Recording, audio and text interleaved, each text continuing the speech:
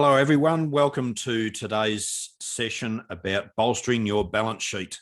This is going to be a rather meaty session, so I am sure that you'll all get lots from it. For those that don't know me, Chris East is my name, owner of East Partners Accounting. We've been running a series of monthly educational webinars, of which this is one, and hopefully you all get lots out of this session. For those that have done these before, you'll know that I like to start with a thought for the day, and today is no different. So let's consider what we've got here. The secret of change is to focus all of your energy, not fighting the old, but building the new. Now, look, that's pretty deep. And I guess what we're really driving at today, or the message behind that, is saying that today's session is really about building a better balance sheet, which can initially seem quite technical, and some parts are, but we're going to try and make this as practical as possible. And in that process, look, it could sound a little bit daunting, but as I said, we're going to try and make this as clear as possible so that you can understand the opportunities that lie within your balance sheet. All right, so before we get stuck in, I want to throw to the usual disclaimer that I give with these sessions. The information that I talk about, it's educational, it's general, it's not substitute for specific tailored advice that relates to your circumstances.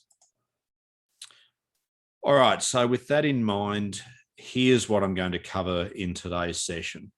We'll talk about the balance sheet, the story that it tells us about our business, and discuss some practical and proven strategies for a stronger balance sheet. We'll also look to cover the 4 most important areas of focus, ways to maximize business value, and of course, some practical tips based on best practice, as well as the next steps that you can take. And of course, how we can help. All right, so often we see business owners and consultants focus all their energy on the profit and loss statement. And even some conversations I've had recently, it's really been, P&L focused, looking at ways to drive up revenue, drive down costs. And look, sure, that's important, but unless there's a focus on the balance sheet, profitable businesses can and do go broke. As an example, if you drive up your sales and you don't have a great system for invoicing your clients or collecting the money that's owed, the business runs out of money. So it's all well and good to be creating sales, but if you're not collecting the cash, well, you've got a real big problem. Likewise, growing a business, I should say, may overinvest in stock, and then in a downturn like some experience or have been experiencing during the COVID period, and even prior to that, they find it difficult to move the stock and then convert it to cash. And if they do convert or sell the stock, the amount they're selling for is much less than what they would have liked. And I'm sure you've heard it said that cash is often described as the oxygen for a business. There's so many ways to increase cash flow, and I'll cover on those shortly. But the balance sheet is where your cash is measured. There are some useful calculations that can be done to show how much cash can be created by influencing other numbers on the balance sheet, such as your debtors, stock, work in progress. And as I said, we'll cover off on some examples around those areas. If you have a conversation with your bank manager, you'll know that the balance sheet is what they look at to see if you're solvent. And hey, if the bank manager is, well, then you should be too. Trading whilst insolvent, look, that can be absolutely stressful. There is no doubt about that. And the reason that it is stressful is that you'd be finding it difficult to pay your bills. It potentially puts you at risk with creditors, tax department, your bank. and even other regulators. Certainly the ASIC have some pretty strict laws around businesses that knowingly trade whilst insolvent. So we'll go through how to conduct some simple tests that you'll be able to do just at a glance to make sure that your business is solvent. So during times of downturn, whether it's COVID, whether it's prior to or subsequent to that time, it's important to make sure that you're not putting too much strain on your business by pulling out too much cash for personal spending. And look, I've seen plenty of businesses that things are great, the grass is green, and it's only going to get greener, and there's cash galore. The business is awash with cash, and all of a sudden cash starts getting hooked out of the business for personal spending. Some of it can be a bit opulent, others are maybe throwing more into the mortgage or whatever it may be. Depending on how you operate, you may find things like tax bills that lag behind the revenue that's been generated. So you have a surprise, a nasty surprise, perhaps down the track, where you find that you've got a large tax bill from all the money that you've made, but because the money's been hooked out of the business, perhaps there's nothing left to pay the tax bill. Obviously, having some sort of personal budget around that can certainly help prevent that. There is also some behavior around that can certainly be worked on as well. But if you tune into our session, we ran an educational session around personal budgeting where we spoke about some of those issues. And if you haven't tuned into that one, hop back into our library of recordings and you'll be able to learn more about that. As I've said in a couple of other sessions before, having a war chest of cash is essential in times of economic downturn. If profits are down or if you're making a loss, a strong balance sheet can see you through until profitability is restored. All right, now we know why we need to focus on the balance sheet. Let's talk about what a balance sheet actually tells us.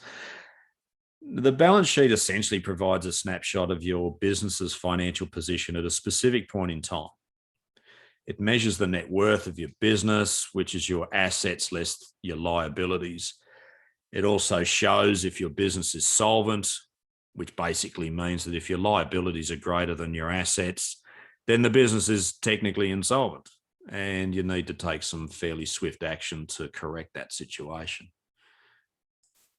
You can also compare different periods to determine whether the business's net worth is increasing or decreasing between years and can track the strength of the business.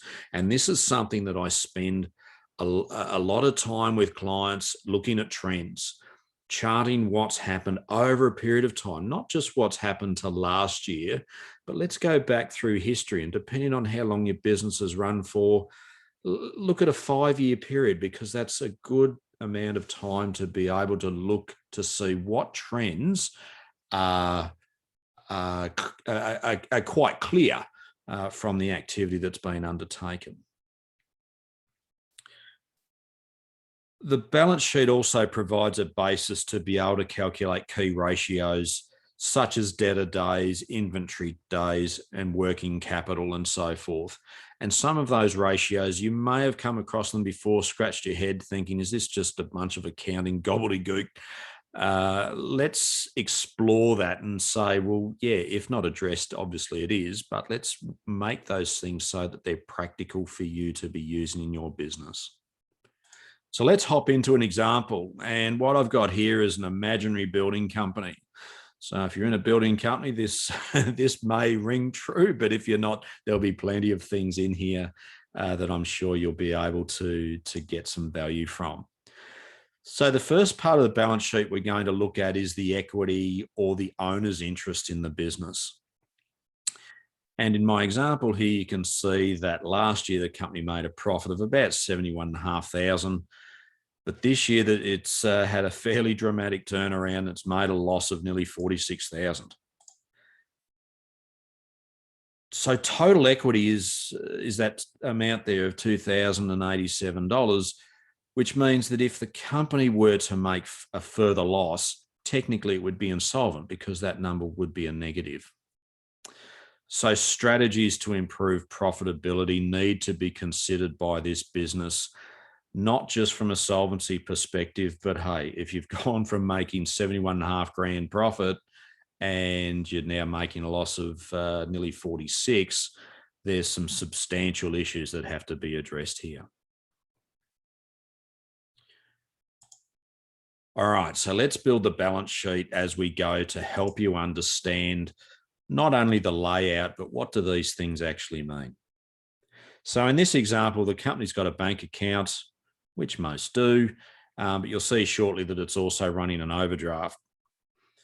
So a current account or a bank account, a working capital account, a trading account, whatever you want to call it, it's essentially the account that's used for creating or building up cash reserves for not just your ongoing trading expenses, but also for cash reserves for other lumpy payments such as tax or even that cash war chest that I mentioned earlier, to be able to be a buffer for downturns which inevitably do happen. In this example, I've got an amount here of income tax receivable, which in this particular case, the business has had an overpayment of tax. So there's money due to come back at the time that we've got here, which is the 31st of March. Now, paying too much tax, obviously it can be a drain on cash flow. So it's important to be on top of those sorts of things.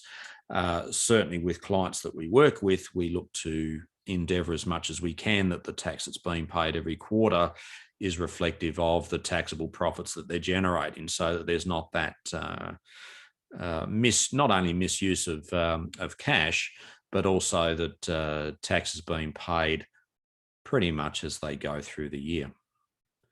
Now, in this example, yes, there's a receivable amount of tax to come back. You can have the exact opposite where there's an amount of tax to pay. And oftentimes this can be a surprise to a business owner and certainly lead to a bit of anxiety if they didn't see it coming, or if they did, the amount they had in mind was substantially different to what ends up being the actual liability. So as I said, having a regular update on your tax position throughout the year helps to ensure you don't pay too much or too little tax. And hey, none of us really get excited about the prospect of paying tax. But as I said earlier, if you're in a position where you're paying the correct amount as you go through the year, it certainly avoids those nasty surprises for one, but it's a proper deployment of that hard-earned cash as you go through. So now we're going to have a look at stock. Now this business has got some stock, being a building company, probably materials and so forth associated with its projects, but this can apply to any sort of business that's dealing in product. So, and as we can see in this example, stock on hand has increased by nearly 34,000. It's certainly doubled. It's more than doubled. So what does that mean? Essentially what we've got here is a business that's holding too much stock, presumably holding too much stock. And when a business holds too much stock, it puts pressure on the business because the cash is tied up in that stock.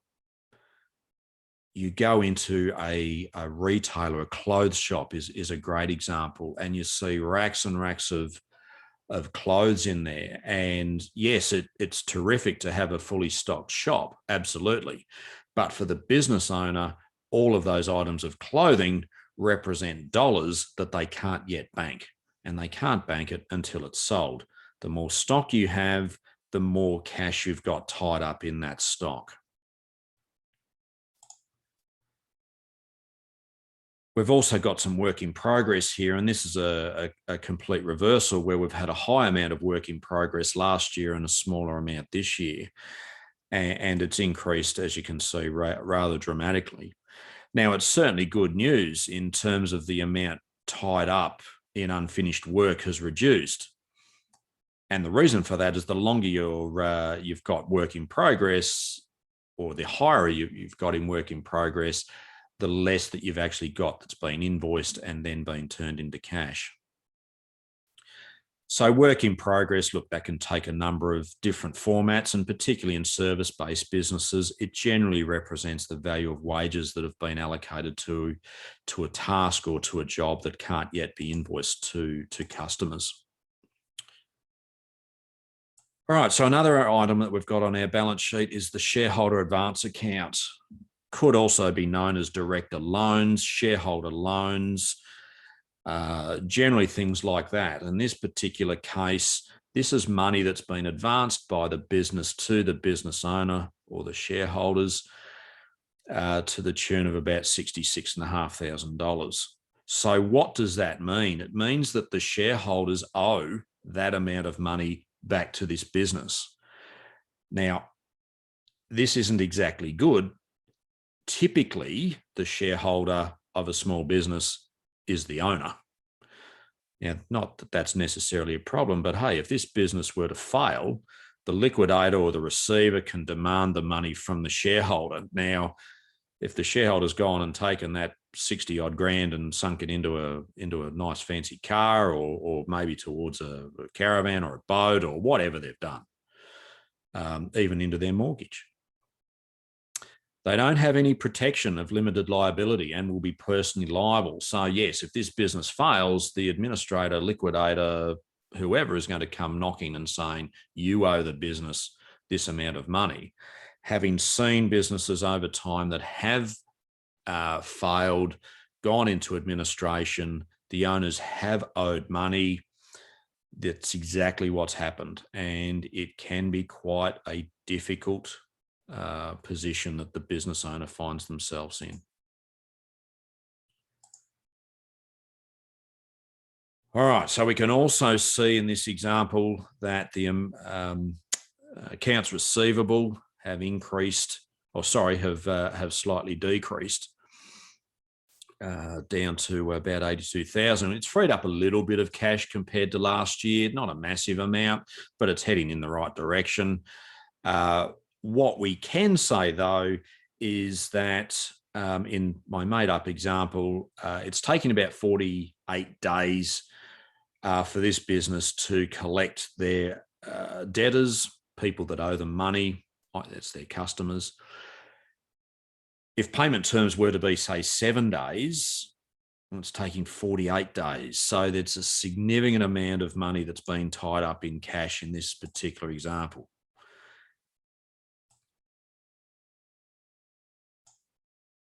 So what we can see now, there's very little value being tied up in fixed or non-fixed or non-current assets, I should say. And what does that mean? Well, essentially it's saying that it's longer term type assets. We don't look to turn over our equipment within, say, 12 months. Something like goodwill, that's there for the long term. So that's what a fixed asset or a non-current asset is. Now, a decline or a small decline or drop in value generally would indicate that there is an eroding of value. Now, the eroding of value can be taken in with things like depreciation. It's typically represented where, as a result of that depreciation, where there would be a future drain on cash reserves because those assets need to be replaced. So where you have equipment in your business that's been used to generate your income, that equipment will invariably wear out. Hence the whole notion of depreciation, which, apart from it being a tax driver that you get some tax relief from, it's also designed to suggest, well, if your fixed assets have dropped, that's the amount perhaps you need to be providing at a future point for replacement of those assets. All right, so we've had a discussion around the assets part of the balance sheet. Now let's have a look at our liabilities. First up, there's a credit card. Most businesses have a credit card, not all, but more often than not, there is some sort of credit facility. Now, this is an increase. You'd probably look just on raw numbers, 3.5 grand's not massive, but it's gone from $400 to that amount. So it is certainly a substantial increase.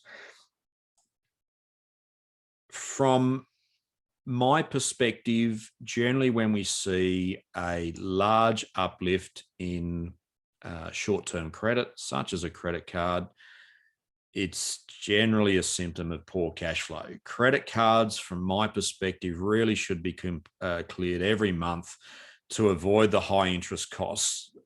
We've seen large reductions in mortgage rates. We haven't seen large reductions in credit card rates. A lot of those still operate around the high teens, even north of 20%. If you're not in a position to pay your credit card each month, we'd recommend having a conversation, because there's better ways than having to cop those high interest costs that get applied every month. Now, as I mentioned earlier, there was not only the bank account, but also the bank overdraft, which is what we can see here. It's a liability. So, that's what we're referring to. We need to understand what the overdraft limit is and how close this business is running to the limit throughout the month. And the same for yourself. If you're running an overdraft, the facility on it might be 50,000. Year on year, this is not anywhere near 50 grand, but it could well be during the month, particularly if payroll occurred during the middle of the month, if there's other large outgoings during, say, the start or end of the month. We just need to make sure that there is a sufficient buffer of cash in the overdraft to make sure that those costs can be paid in a timely manner. And a useful measure here is to see if the overdraft reduced to zero at any time during the month. So logically, that's going the other way. We're not maxing our overdraft out. As a matter of fact, we're heading towards zero. If the overdraft for this business never goes below, say, 20,000, then that's what you'd look to say, well, that 20,000 is considered to be core debt and would probably be better off being refinanced into a business loan that may well attract a lower rate of interest. All right, so GST, it's what we would generally refer to as being a lumpy type expenditure, as it's not generally payable every month. Some clients we have, and you may be one of them that's listening right now, is you're on a monthly GST cycle. And look, for some, that works well in terms of managing tax outgoings. But for others, it may be a quarterly thing, hence the lumpy nature of it. A good strategy that I recommend to clients and to you listening is to preserve cash flow, or to preserve cash flow is to set aside an amount each month, arguably shorter than that. I'd suggest each week where possible, for what's owed for GST and other taxes. Pay-as-you-go withholding on wages, pay-as-you-go income installments on profits, maybe even on employee entitlements like superannuation, which is only required to be paid every 3 months. That may require a separate bank account being set up. In my example here, you recall that there was the bank account at the top. I do like that option, because it takes out that money out of the trading account and quarantines it into a separate account. It's quite visual. You can then see that account is used for my tax, my GST, my super, whatever it may be. You can then use your balance sheet to work out any point in time, how much of those various taxes and payments do I owe? Do I have sufficient money in my bank account to pay them when they fall due?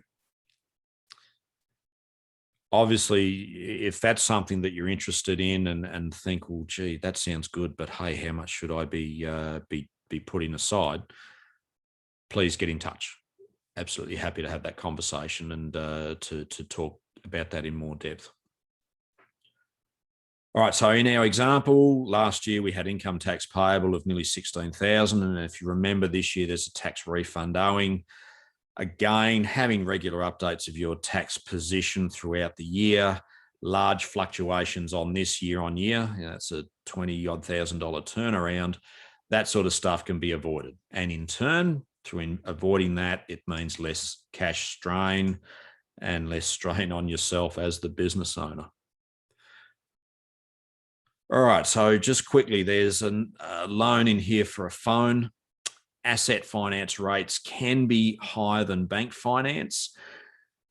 Not so much now with the interest rate environment that we're in. Rates generally are a lot less, but still with that in mind, there is generally a differential between the two. So word of warning, just be careful when accepting finance deals on things like phones, vehicles, other equipment where it may be offered by the equipment provider. There could be additional costs and so forth, or maybe even restrictions on early repayment that it makes sense to be aware of. All right, so perhaps the biggest indication of there being some cash strain in this business is that their accounts payable, the money that they owe their suppliers, has had about a $40,000 increase year on year. If we were to refer to the trading account to the cost of sales line, in this particular example, it would indicate that it's taking the business around 74 days to pay, on average, to pay their suppliers. Now, last year it was taking 47 days. So this business is in effect pushing out, or has pushed out, when they're actually paying their suppliers. So not having enough cash to pay suppliers each month is pretty stressful, because you're going to have those suppliers ringing you up when you're going to pay your accounts, possibly putting you on cash on delivery, or maybe even cutting your credit off totally. So looking at ways to make sure that you've got sufficient cash, I'm going to address that in a little while, but it's recognizing the fact, and you might even be in that position or have been in that position in the past, and you know that it's not much fun. Okay, for the last part of this balance sheet, we can see that the company refinanced its loan facilities. So loan 70 got paid out last year, went across to loan 71. Now, refinancing can make sense if there's reduced interest costs, but also be mindful that when you do refinance, there's typically loan application fees, maybe legal costs, maybe even property valuation costs that may need to be incurred. So it's important to keep those in mind. Don't just chase the headline interest rates. Look at those other costs that may be incurred. And typically what we would do when we'd have that conversation with a client would be, let's look at the payback period that this lower interest rate will give, not just compared to your previous rate, but also allowing for amortization of those refinancing costs. All right, so with net assets of only a bit over $2,000, the company has no ability to borrow any further funds because effectively it breaches that solvency issue, which is what the bank would look at. They would look at that and say, well, your assets are only $2,000 greater than your liabilities. So our ability to give you more money is restricted. So with the reduction in net assets of over 45,000 year on year, we need to be thinking about how can we bolster this balance sheet and reduce some risk that this business is facing. All right, let's look at some specific examples. Throughout the COVID period, even prior to that, and I'd say even into the future, it's likely that there will be company balance sheets that have, are, or will take a hit from a downturn in business. So what's important is to focus on what you can control and adopt practical and proven strategies to bolster your balance sheet. All right, so the first of the four areas in our view is to focus on profitability. And the best way to increase your profit is to choose one or two of these 7 ways that I've got on the screen here. One is to increase customer retention. So you build a plan to delight your clients. That's the bottom line. Under promise, over deliver. We've all heard that. But really it's saying, well, focus on the strategy of delighting your clients so that they're more inclined to refer more customers to you, so that you've got more people coming in through your door rather than having them defect to a competitor. So it's really building up the amount that you have in your bucket.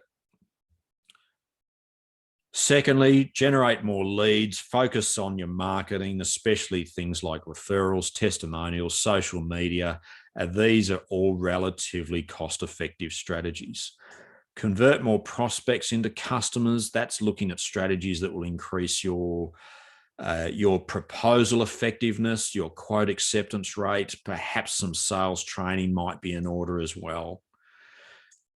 To increase your transaction value, that's implementing strategies to encourage customers to spend more with you every time they buy.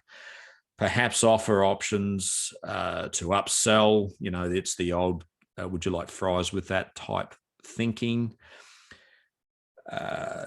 It's really it's exploring opportunities whereby you can extend or get a greater share of your customer's wallet.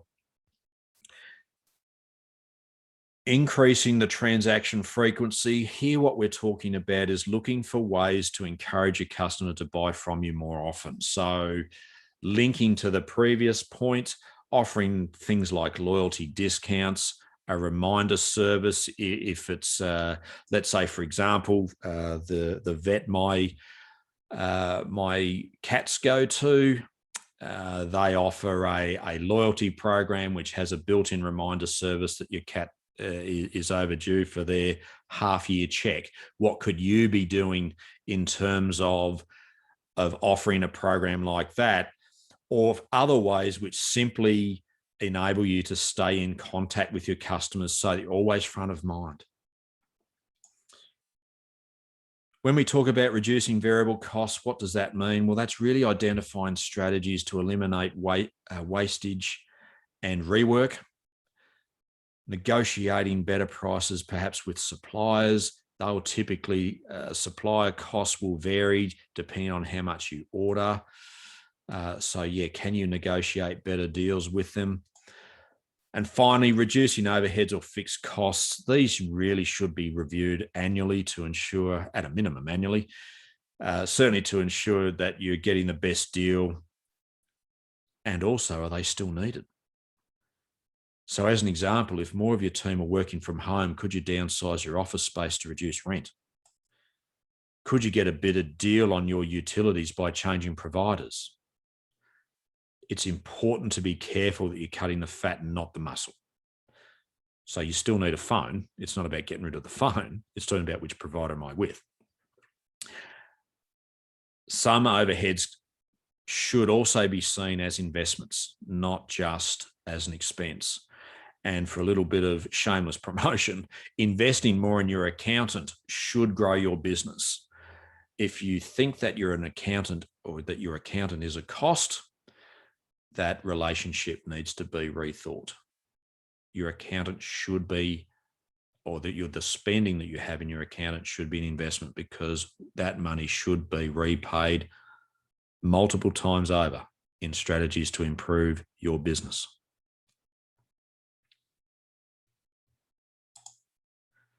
All right, second strategy we look at is, let's look at improving cash flow.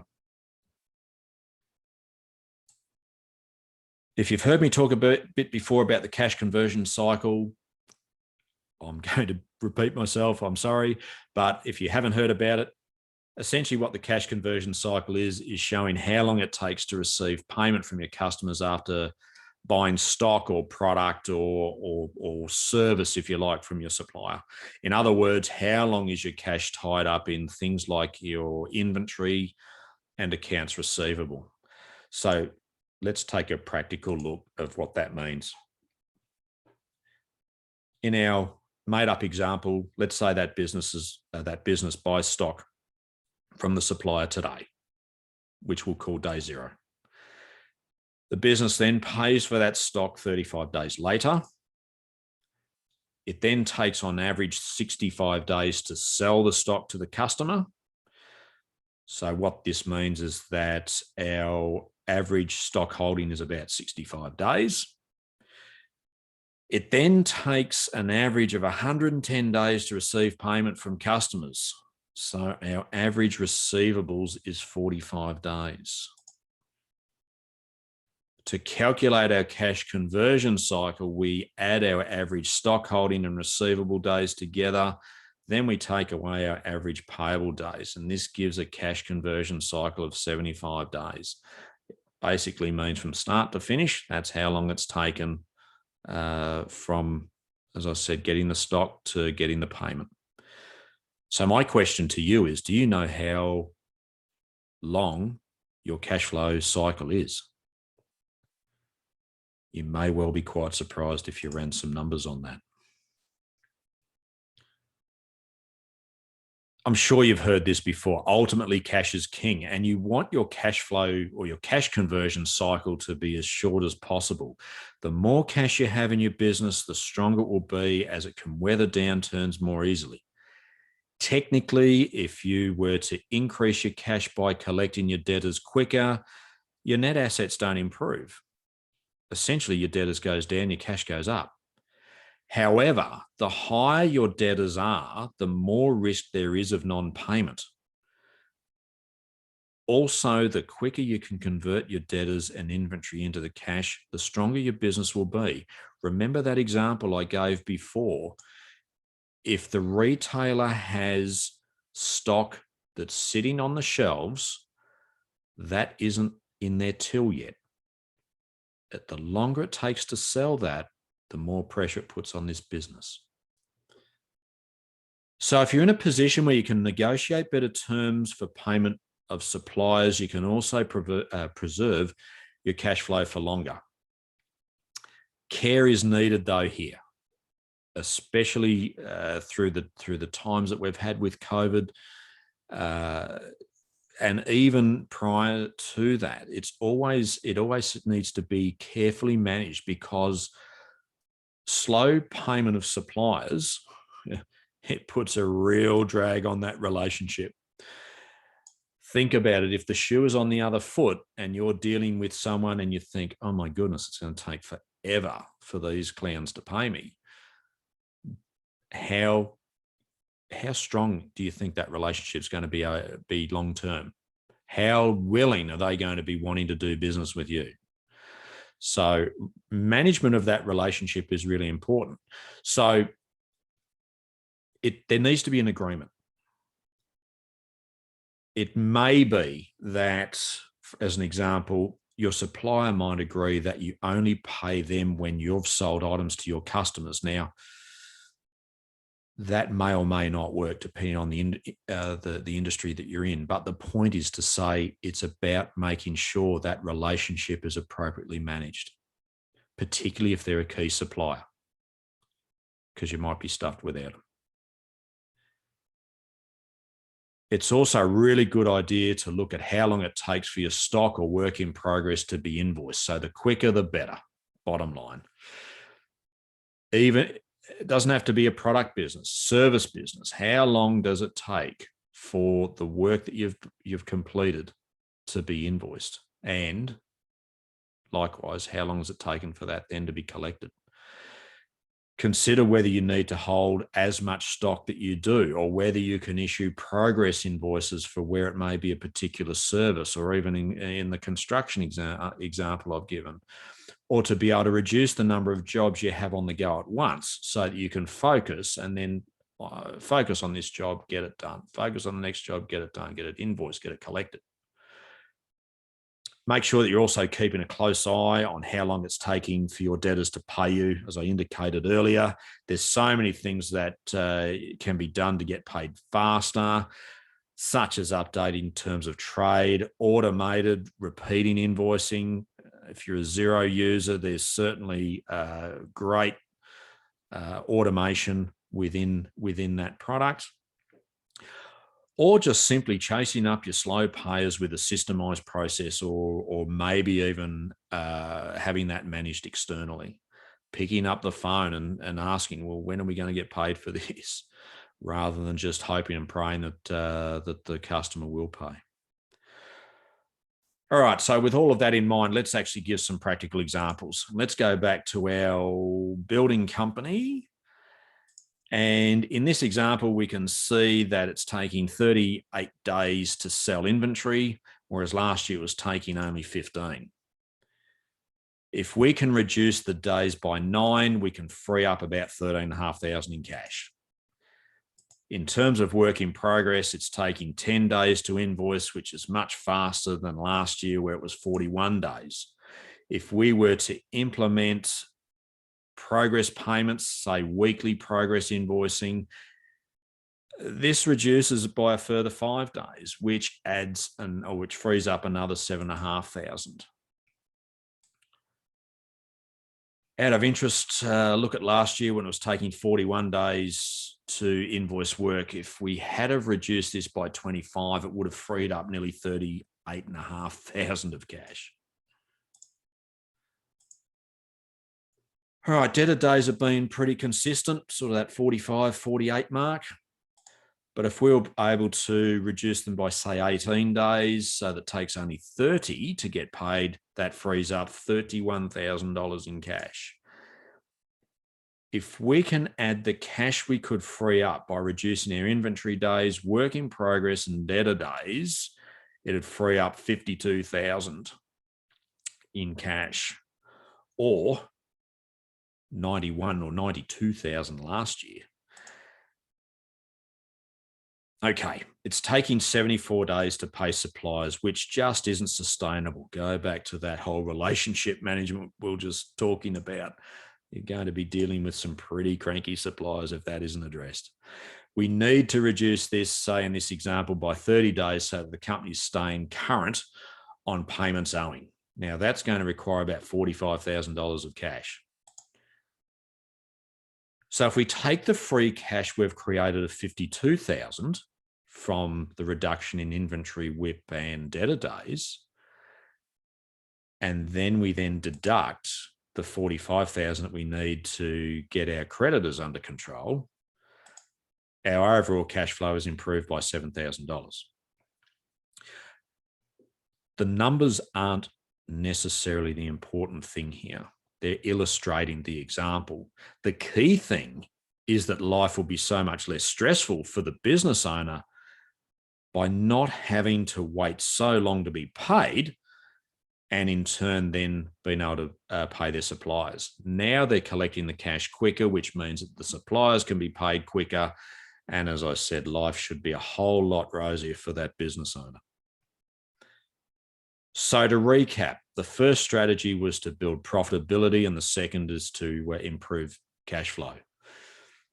Now we're into our third area of focus of bolstering your balance sheet, which is to maintain solvency, which is pretty important, as I indicated from the outset. Firstly, the ability to pay debts as they fall due is pretty important. And essentially what we're doing there is ensuring our current assets are greater than our current liabilities. The second aspect we want to make sure that we're doing is making sure that all of our assets are greater than all of our liabilities, not just the current ones, not the ones that need to be paid within the next 30 days, 60 days, maybe even 12 months, but certainly the ones that are right here, right now, that need to be addressed. So what I've done here is taken the current assets and current liabilities section of the balance sheet to calculate what's called the current ratio. Now, your current ratio tells you if you're able to pay your debts as they fall due. Remember earlier I was talking about ratios and how some of them seem a lot of just accountant gobbledygook. Here's one that you'll be able to do nice and easily. To calculate the current ratio, we take our current assets and we divide it by our current liabilities. So in our example here, we can see that in 2020, our current ratio is 1.31. Now, what does that mean?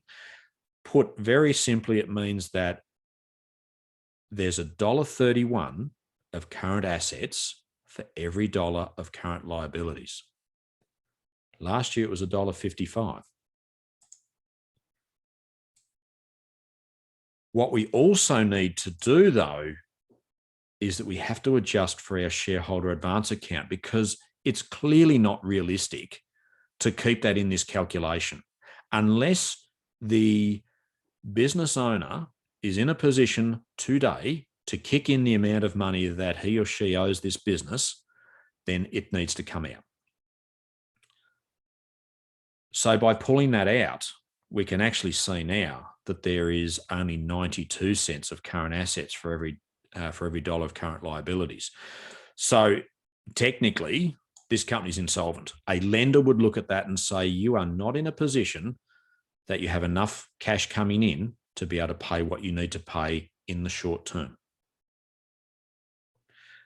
So to fix this in the long term, we need to go back to our first strategy and increase profitability. So for the short term, the business either needs an injection of cash from the shareholders, or part of the bank overdraft needs to be converted to, let's say, a term loan. Remember earlier where I gave the example that if that never got under 20 grand, then shift $20,000 of that overdraft onto a fixed loan and reduce the facility by the corresponding amount. I'll talk a little bit more about that shareholder advance account shortly. But what I want to do right now is just to look at the total assets being greater than the total liabilities. Now, as you recall from the example throughout today's discussion, it's positive being $2,087. So only just ahead. However, if we were to exclude the overdrawn shareholder advance account, the company is actually insolvent by nearly $65,000. So the company needs a short-term cash injection of at least that amount, but let's round that up and say $70,000. By doing this, we can eliminate the bank overdraft and the shareholder advance account becomes a liability of, say, $3,500. The true net asset position goes back to still being $2,087. But of course, the company still needs the previous strategies to increase profitability and cash flow. But at least now we have the total assets in a true sense being greater than total liabilities. So let's look at our fourth strategy. And as I alluded to, we need to investigate this shareholder advance account in a little bit more detail. I've already talked about the risks associated with overdrawn shareholder advance accounts. We're calling that they might be director loans or shareholder loans. The main risk is that if your company gets into financial trouble and a receiver is called in or a liquidator is called in, your personal assets are more likely than not to be at risk of being called up. All right, so a great way to avoid an overdrawn shareholder advance account is to update your personal budget, as I mentioned earlier, so that you can reduce the amount that you're drawing out of the company. If you haven't, as I said, we ran a session on personal budgeting. If you haven't tuned into that, please do so, because even though budgeting for a lot of us is, probably like having needles stuck in our eye, it is absolutely rewarding and empowering to be able to do it, because it means you're in control of your finances rather than it being in control of you.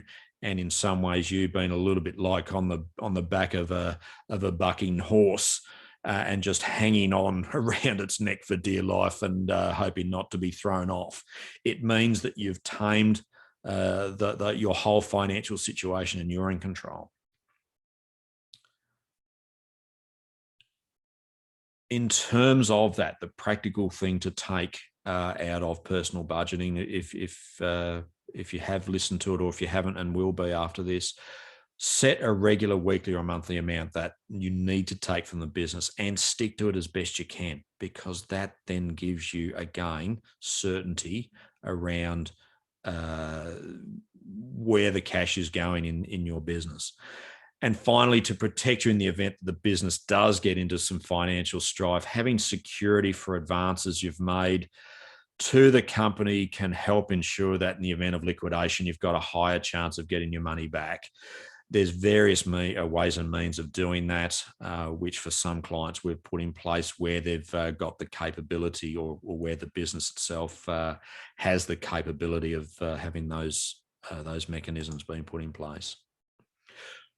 All right, so to recap, I've covered lots of stuff here and it's been quite technical, and I've done my best to try and put this into user-friendly language, and I hope that you've found that to be the case. The main message from today that I want to make sure you understand is that your balance sheet is fundamental in assessing your business strength.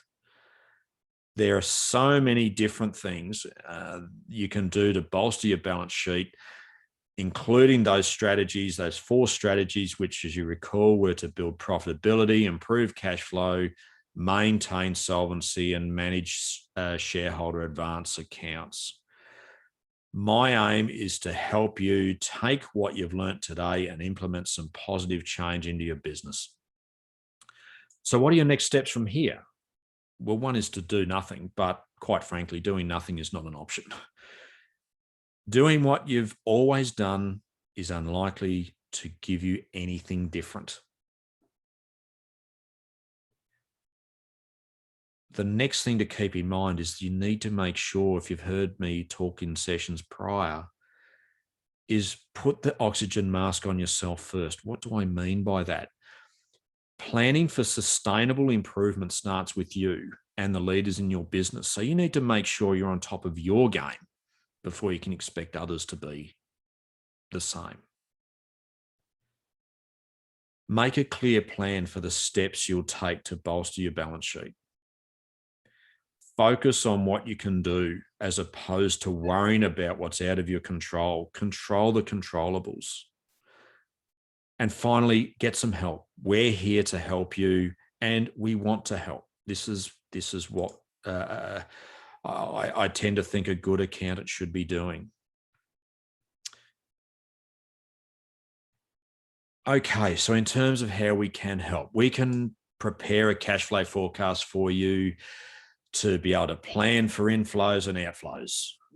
To help you implement strategies to improve your cash flow, we offer a cash flow management coaching service, or if you'd like some more help to understand what's behind the numbers, we also offer financial awareness coaching. If you're not quite ready to commit to a paid service, we can send you a complimentary balance sheet health check. If you want to then go and complete that, flick it to us and then we can review it and just identify some quick areas that need improving. Or if you want to, as we always offer, let's have a complimentary catch up. No obligation, just to have a chat about where can you start on this journey. Before I go, I'd like to share this quote with you. And business is many things, the least of which is the balance sheet. It is a fluid, ever-changing, living thing, sometimes building to great peaks, sometimes falling into crumpled lumps. So what am I saying here? Make a simple plan today. Commit to at least 3 actions that you will take as a result of today's webinar and write them down. Goals have to be written down. They never will get any traction otherwise. So write them down, give each of them an owner. And if the owner's all you, that's fine. But have someone accountable to them and put a completion date on them. Make these, if you've heard of SMART goals, that's exactly what this is. They need to be specific, measurable, achievable. They have to be realistic and they need to be time bound. Remember, if you need our support, that's why we're here. We'd love the opportunity to help. You've stuck with me this far. It's been nearly an hour. It's been heavy duty, but if you've come this far, well done. Thank you so much. Thanks for taking the time to attend this webinar or this educational session. I really do appreciate it. And your time is valuable, but hopefully that investment of your time into you improving your skill, you'll be able to take things out of today's session and implement. There's been lots of content here, lots of ideas for you to ponder, and hopefully you've got some clear next steps of what you can do and what you can do for your business. Thanks again for being here, and I look forward to speaking with you soon.